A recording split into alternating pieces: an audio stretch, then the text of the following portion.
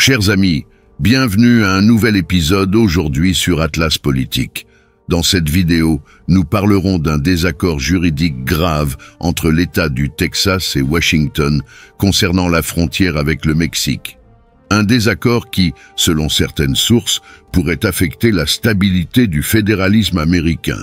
Et si vous n'êtes pas encore abonné à la chaîne, abonnez-vous dès maintenant et activez la cloche de notification pour ne manquer aucune nouveauté. Ce vendredi 26 janvier, la confrontation entre le gouverneur Greg Abbott du Texas et Washington s'est intensifiée. La cause de toute cette tension est la décision de la Cour suprême américaine concernant les barrières de fil barbelés que l'État du Texas a installées à sa frontière avec le Mexique pour empêcher l'entrée d'immigrants illégaux. Cependant, selon l'interprétation de la Cour suprême, le Texas n'a pas la compétence pour installer ces barrières, car la responsabilité du contrôle et de la sécurité aux frontières relève du gouvernement fédéral et non des États. Cependant, le gouverneur du Texas a défié cette compréhension, allant jusqu'à bloquer le passage des agents fédéraux de la frontière avec la Garde nationale du Texas, qui, dans des situations normales, relève directement du gouverneur, recevant des ordres pour empêcher le passage des agents fédéraux. La question qui se pose maintenant est de savoir si ces agents fédéraux recevront des ordres pour avancer et retirer les barrières mises en place par le gouverneur du Texas et si la Garde nationale du Texas recevra des ordres pour empêcher cela, les tensions pourraient échapper à tout contrôle. Et le résultat pourrait être effectivement la violence et les échanges de tirs entre les forces fédérales et étatiques. Cela soulève une question très importante. Tout cela peut-il réellement évoluer vers un conflit ouvert? Certaines sources, principalement les plus alarmistes, disent que oui. Mais pour répondre à cela en toute sécurité, nous devons comprendre où commence et où finit la responsabilité des gouverneurs aux États-Unis, et surtout, qui contrôle effectivement les forces armées de chaque État. Aux États-Unis, les États ont un niveau élevé d'autonomie pour décider de nombreux sujets, allant des questions liées aux impôts et aux taxes à la sécurité publique, comme par exemple l'application ou non de la peine de mort. Cependant, dans certaines zones, ce que le gouvernement fédéral détermine doit être suivi par les États, et certaines responsabilités sont assumées par le gouvernement fédéral, comme c'est le cas de la sécurité et du contrôle frontalier. Le grand problème est que, pour certains États, comme c'est le cas du Texas du gouverneur Greg Abbott, le gouvernement fédéral fait un travail médiocre dans ces domaines.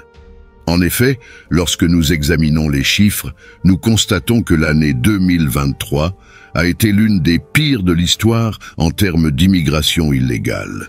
Rien qu'au mois de décembre de l'année 2023, la US Border Patrol, l'agence fédérale chargée de la protection des frontières, a arrêté plus de 225 000 immigrants illégaux tentant d'entrer aux États-Unis par la frontière avec le Mexique, un chiffre record.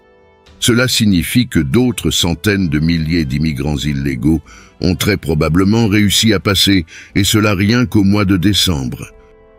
Et lorsque nous examinons les données sur l'immigration illégale pendant l'administration Biden, nous constatons clairement qu'elles sont nettement supérieures à celles des administrations Obama et Trump.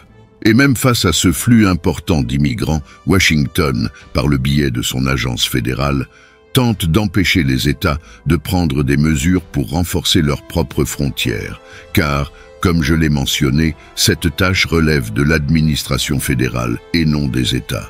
Dans le cas du Texas, la force de police que le gouverneur Abbott déploie pour renforcer la frontière avec le Mexique est la Garde nationale, une force militaire de réserve qui, contrairement aux forces armées régulières, est de compétence étatique plutôt que fédérale. Autrement dit, chaque gouverneur peut appeler sa Garde nationale pour aider les forces de sécurité dans des missions telles que le soutien en CA de catastrophes naturelles, les émeutes internes ou, comme c'est le cas au Texas, le renforcement de la frontière avec le Mexique pour empêcher l'entrée d'immigrants illégaux. C'est quelque chose que je tiens à souligner une fois de plus, qui ne peut pas être réalisé par les États, cette fonction relevant du Border Patrol, qui est fédéral. Par conséquent, c'est là la source du bras de fer entre le Texas et Washington, une tension qui a récemment augmenté lorsque d'autres États, également dirigés par des républicains, ont signé une lettre soutenant l'initiative du gouverneur texan. Répondant maintenant à la question posée dans le titre de la vidéo, ce bras de fer pourrait-il conduire à un conflit armé interne?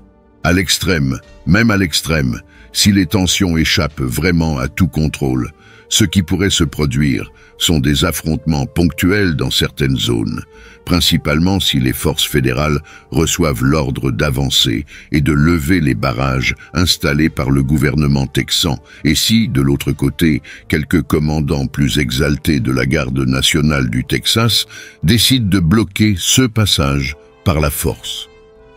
Mais une guerre civile, similaire au terrible conflit qui a eu lieu entre 1860 et 1865, qui a laissé plus d'un demi-million de morts aux États-Unis, est, pour le dire au minimum, très peu probable. Parce que la garde nationale du Texas sait que si elle ouvre le feu, elle sera poursuivie au niveau fédéral et pourrait faire face à des peines de prison très lourdes, en particulier si elle blesse ou tue un agent fédéral. Il n'y a du moins pour le moment aucune coalition d'États prête à soutenir quelque chose de ce genre. Ainsi, ce qui se passe au Texas est, du moins pour le moment, simplement un désaccord entre la sphère étatique et fédérale sur la meilleure façon de traiter l'immigration illégale. Cela pourrait éventuellement entraîner un affrontement ponctuel plus sérieux entre ces forces. Mais pour les raisons que j'ai soulignées ici, je ne crois pas que cela évoluera vers un conflit ouvert, et encore moins vers une guerre civile, comme le prétendent certaines sources alarmistes. Et ainsi, chers amis, nous clôturons un autre épisode explorant des événements cruciaux de l'histoire qui nous offrent des leçons précieuses. Avant de conclure, nous aimerions vous inviter à vous abonner à notre chaîne pour recevoir plus de contenus intéressants et informatifs sur les événements historiques et les analyses actuelles. Restez informés, activez la cloche de notification et ne manquez pas les mises à jour. De plus, nous voulons entendre votre opinion. Laissez votre point de vue dans les commentaires ci-dessous.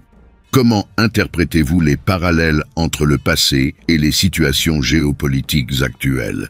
Partagez cette vidéo pour diffuser la connaissance et encourager des discussions importantes. Nous vous remercions de faire partie de notre communauté et de contribuer à la construction d'une compréhension plus approfondie du monde qui nous entoure. À bientôt pour le prochain épisode.